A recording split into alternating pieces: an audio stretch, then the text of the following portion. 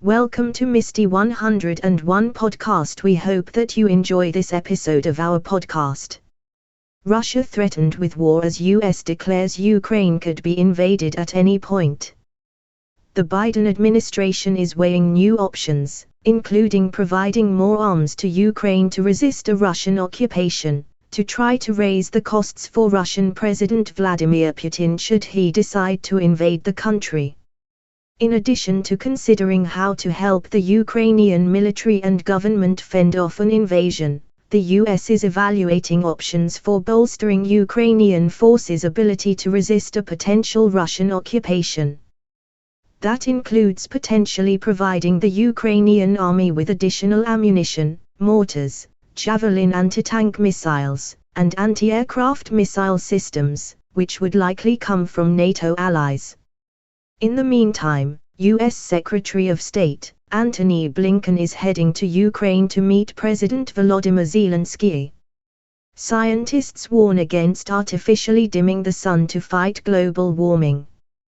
Plans to dim the sun's rays in order to slow the effects of global warming are potentially dangerous and should be forbidden by governments, a group of scientists and policy experts have said.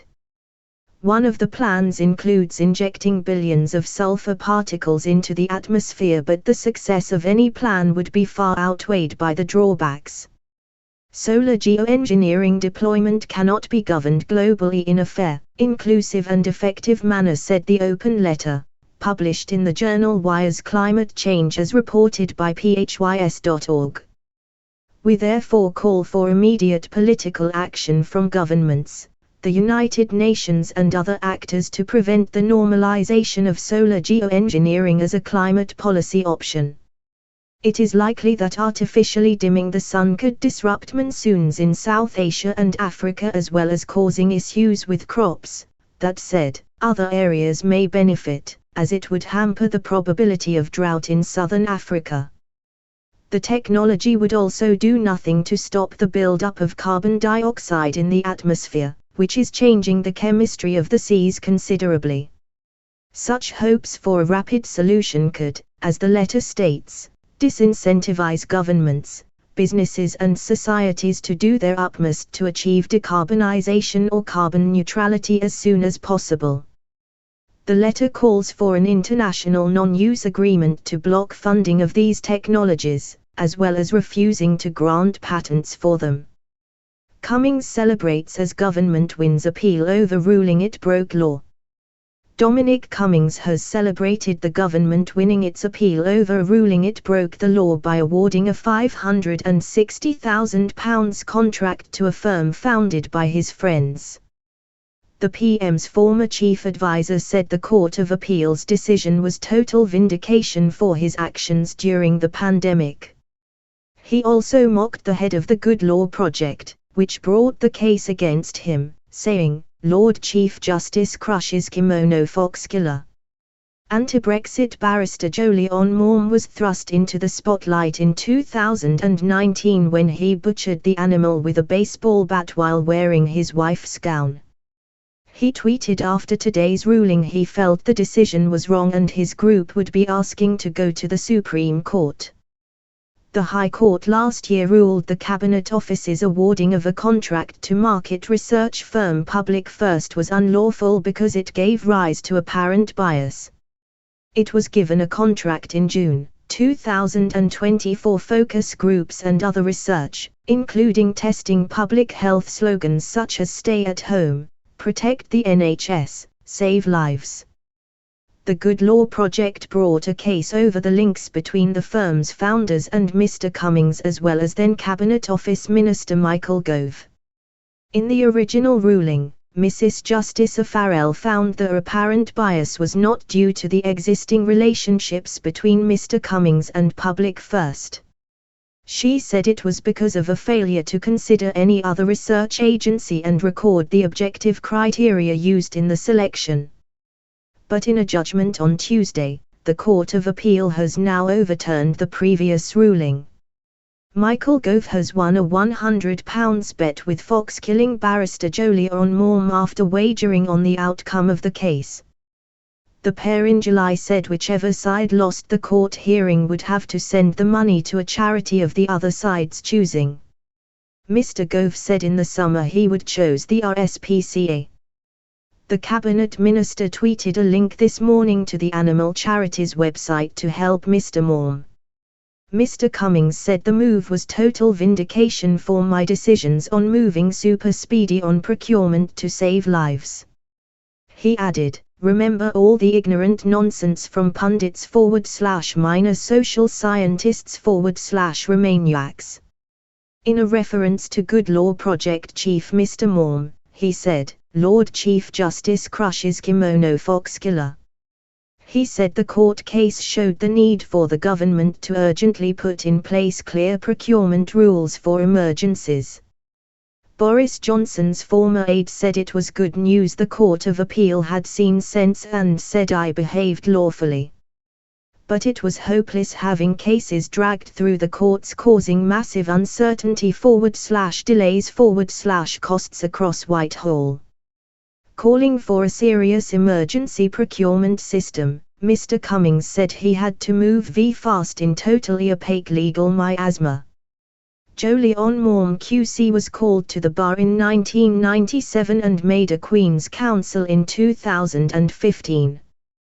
The pro-Remain barrister was behind a string of legal challenges to Brexit and supported Gina Miller's High Court battle to force the government to give MPs a vote on triggering Article 50.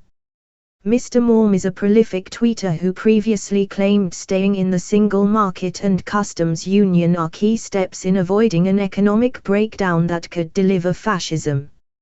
He writes for a number of publications about tax and policy, and has spoken openly about his adoption and estrangement from his author father David Benedictus.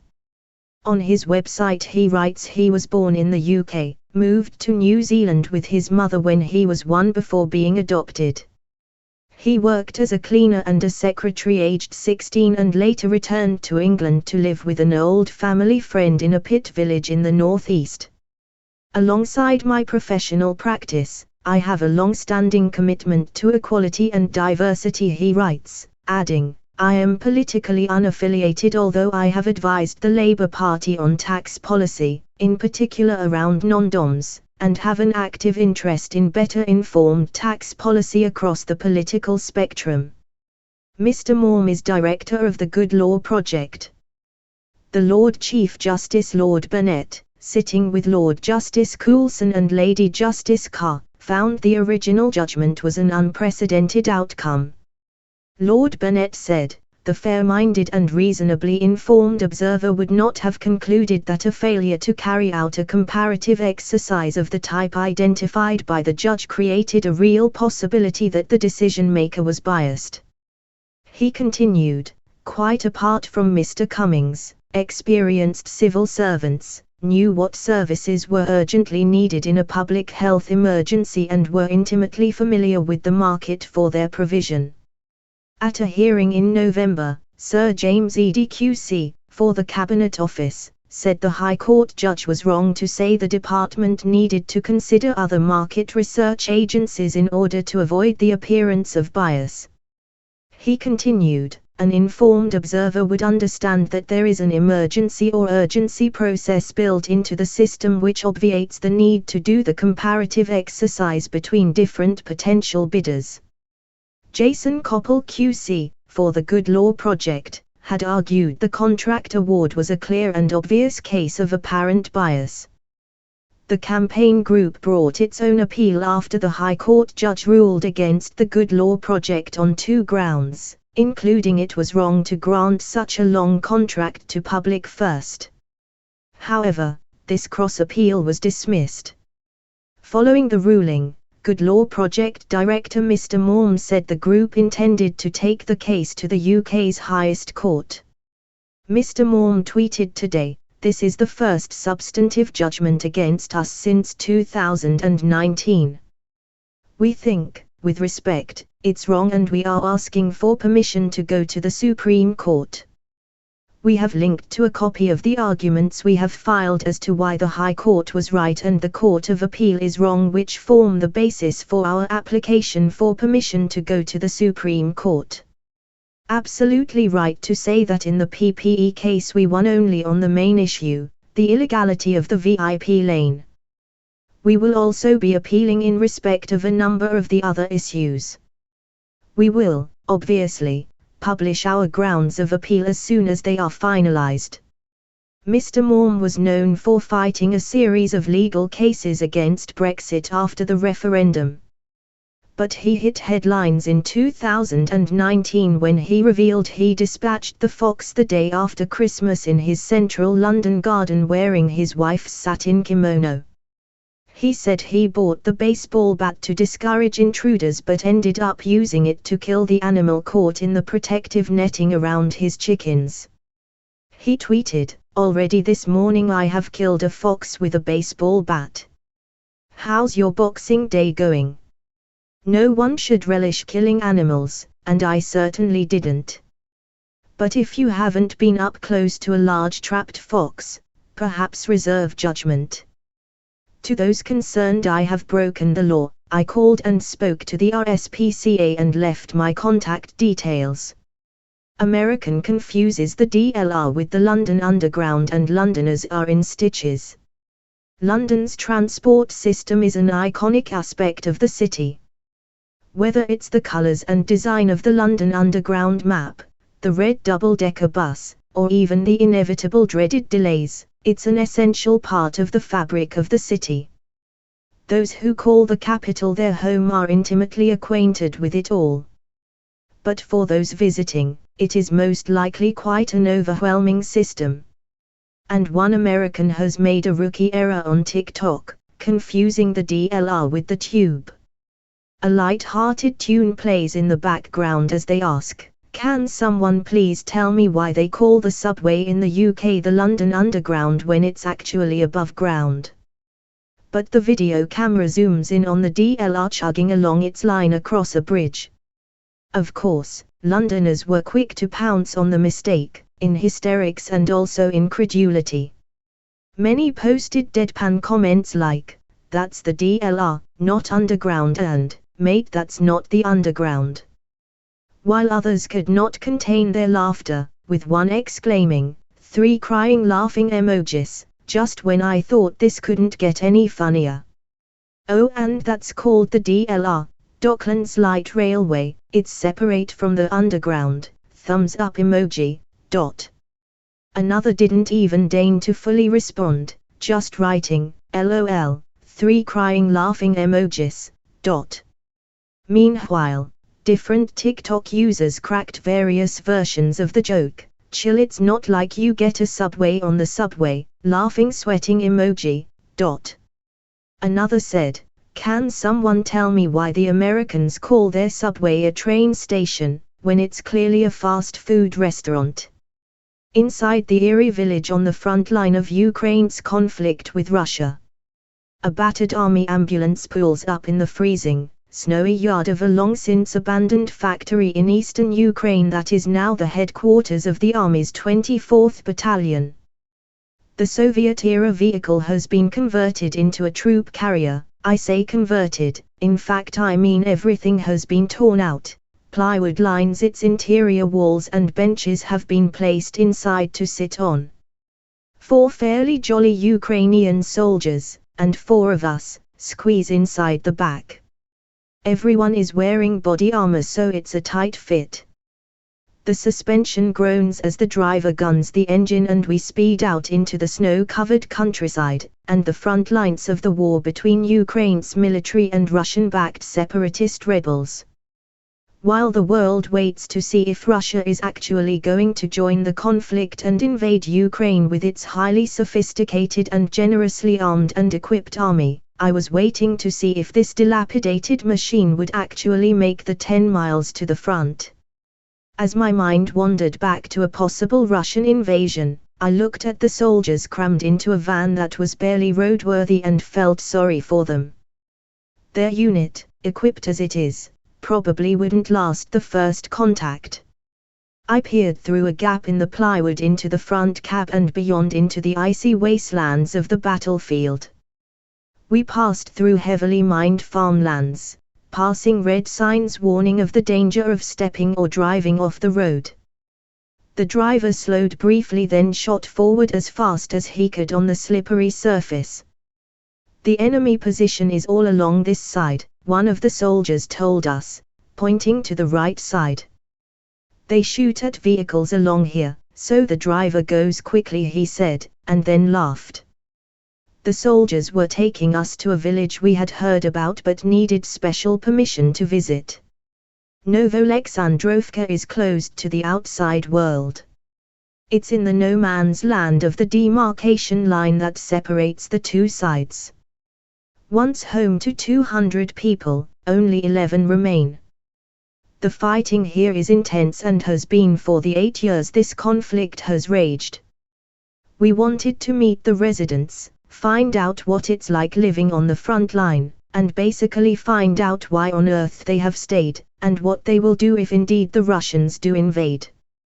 We bumped our way to our stopping point, a couple of decrepit-looking houses with a few soldiers standing outside. We emerged into a snowstorm and looked out across the rest of the village. A collection of badly damaged and largely abandoned single-story houses, covered in snow and ice. The soldiers indicated we should follow them, and we went off to find some of the inhabitants. The eerie quiet of an almost completely abandoned former community was broken by the thud of explosions and the rat-tat-tat of machine gun fire. It was nearby, but not so near that we needed to take cover. It's often like this in war zones, you can hear the fighting, but you can't see it. Sometimes, like now, when it's windy and snowy, you can't even tell what direction it's coming from. It's unsettling, it's disconcerting, and it's actually quite scary. There is nothing in this town apart from the damaged houses, no shops, no electricity, no running water, even the community's only medical clinic has been destroyed. The soldiers explained that most of the people who have stayed behind rarely leave their homes, particularly in the bitterly cold winters of this country, but mainly because of the fighting.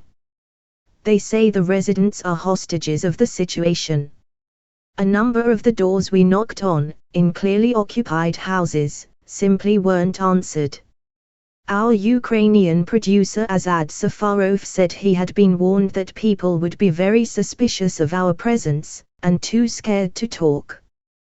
But Helena, a sprightly 73-year-old who lives by herself, was more than happy to welcome us inside. Above her front door, she has written in chalk "Domestic Residence." It's a message for soldiers and separatists alike, that her home is not abandoned. She showed me how all her windows were smashed by bombs during the worst fighting. She said at times it was so bad that she lay next to her brick oven for protection, clutching her important documents and prepared to run if she has to. There's no electricity, no shops or medical services, but she's got nowhere to go. More importantly, she doesn't want to go. Helena is repairing her home, the windows first, and then the damaged ceiling. I'm used to it here. I feel good. There are few of us left here, but people are still here. Well, I like it here, she explained. I have everything in the garden, I plant, I work. The only thing is that I have to walk far distances because there is no transport. Helena doesn't believe Russia will invade, but said that if they do, she plans to stay, because she doesn't think they'd be interested in harming her. The army point out it really is too dangerous for anyone to stay here. But they won't force them to leave. From overwatch positions on the roofs of houses in the village, the soldiers keep a continuous eye on the separatist positions 100 or so meters away. Lieutenant Viktor Bylikov, a senior officer in the 24th Battalion, reflected the views of many soldiers we have met on this trip, and previous ones here. They say they've been at war for 8 years anyway, and rarely, if ever, discuss a Russian invasion, although they accept it could happen. There is always a risk that there will be some kind of attack from the enemy. That's why we're here. It is likely, the probability exists. Human slave held prisoner in shed for 40 years on caravan park near Carlisle. A man has been jailed for keeping a human slave prisoner in a 6-foot shed on a caravan park for more than 40 years. Peter Swales, 56, kept a vulnerable worker who worked for £10 a day in a green shed with conditions worse than his family's dog, investigators said. Investigators from the Gangmasters and Labour Abuse Authority, GLAA, rescued the victim, then 58, from the shed in October 2018 after receiving a tip-off to a confidential helpline. A search warrant was executed at the Hadrian's Caravan Park near Carlisle on October 3 and the defendant's father, also Peter Swales, was arrested in his static caravan on suspicion of offences under the Modern Slavery Act 2015. His response to the officers when he was informed he was under arrest was, "Not all this slavery thing again." GLAA and National Crime Agency officers continued their searches and approached a small green wooden shed next to the caravan. After they knocked on the door, they were greeted by the victim. He appeared disheveled and agitated, telling officers that he had lived there for 40 years. The victim then asked if he could have a wash, indicating that he washed in a kitchen sink in a building next to his shed. The shed itself was in poor condition when explored by detectives. There was only one window which could not be fully closed and the shed was in complete darkness when the doors were shut. An old electric heater with damaged wiring was discarded in the corner of the shed, and there was no other heating inside. By contrast, officers noted that another shed on site used for the family dog to sleep in was in a far better state. In interviews, the victim stated that he worked on farms, with the work consisting of painting, slating and tarmacking. He said he was paid as little as £10 per day. Swales Sr. died in 2021 aged 81, shortly before standing trial. The victim was accepted into the government's National Referral Mechanism, NRM, on the day he was rescued and continues to receive specialist support to this day. He now lives in supported accommodation outside of Cumbria. GLAA Senior Investigating Officer Martin Plimmer said, "This has been a really harrowing investigation.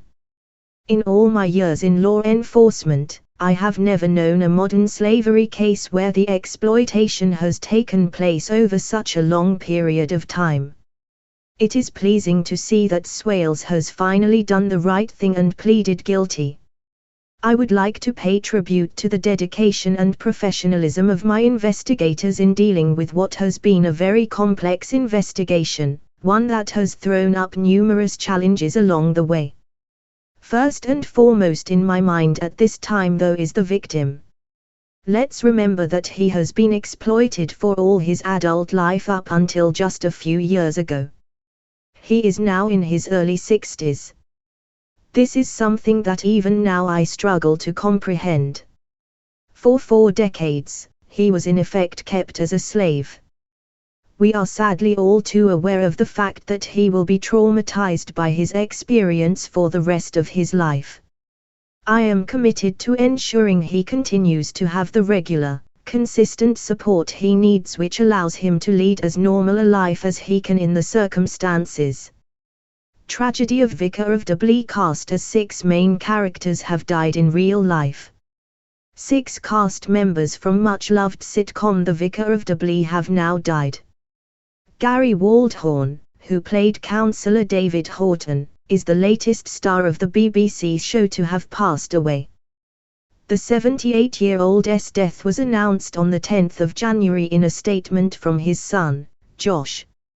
His famous co-star Dawn French, who played Vicar Geraldine Granger, said she was heartbroken at the news. Dawn and James Fleet, who played bumbling Hugo Horton in the hit show which ran from 1994 to 2007, are the only actors still with us. Gary's death follows the passing of fellow Vicar of Dibley cast members including Liz Smith, Roger Lloyd Pack and Emma Chambers, who died at the age of just 53. Here we look back at what happened to the Vicar of Dibley cast and the losses they have suffered since 2014. Gary Waldhorn. Actor Gary Waldhorn famously played haughty Councillor David Horton in The Vicar of Dibley. He passed away aged 78 on the 10th of January 2022. Announcing the sad news of his death, his son Josh said, "Classically trained, it was the theatre where he truly flourished and he leaves a legacy of entertainment that saw him frequent the boards of Broadway, the West End and our living rooms on the telly." He leaves behind his two grandsons, Cooper and Bailey, and his son Josh. We will all miss him terribly. The late star recently appeared in a Christmas special, The Vicar of Dibley in Lockdown, alongside co-star Dawn and James Fleet, who plays his son Hugo. He also appeared in classics like Brush Strokes, where he played Lionel Bainbridge from 1986 until 1991. Trevor Peacock. Who can forget Trevor Peacock's stunning comic performance as Jim Trott in the BBC sitcom? Known for his famous catchphrase "No, no, no, no, yes," Trevor won a huge fan base and prompted many impersonations of his character.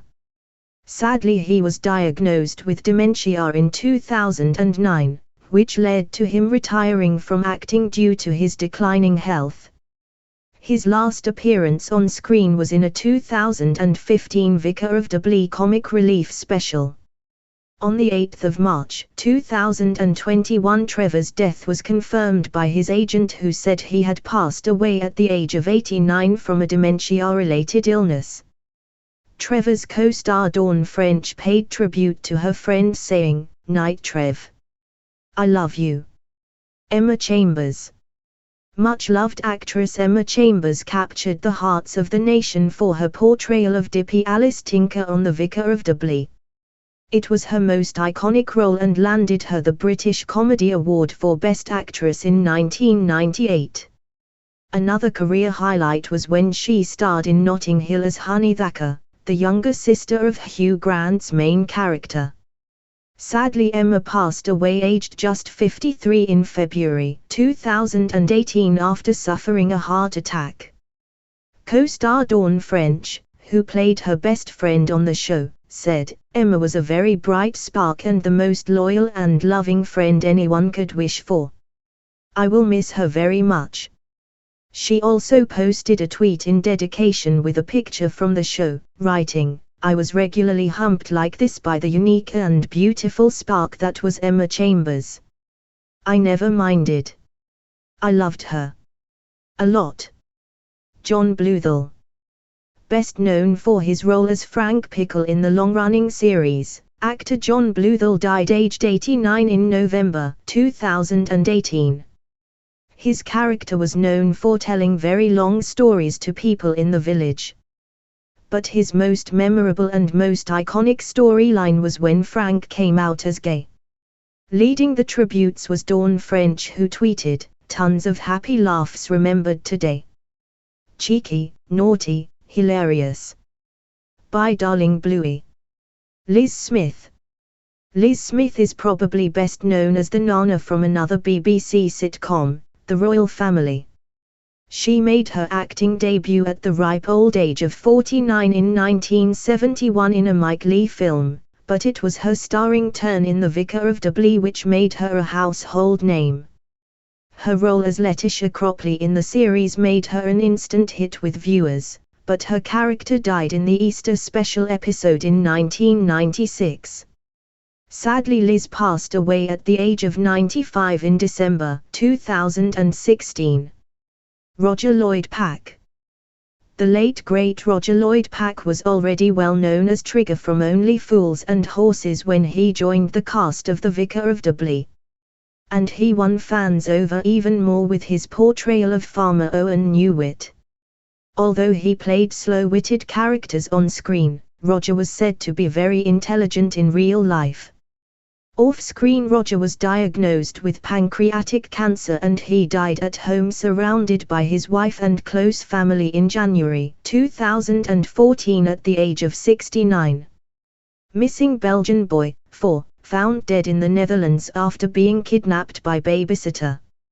A missing 4-year-old Belgian boy was found dead after allegedly being kidnapped by a babysitter, Dutch police have announced, days after his disappearance sparked a mammoth search operation spanning 2 countries.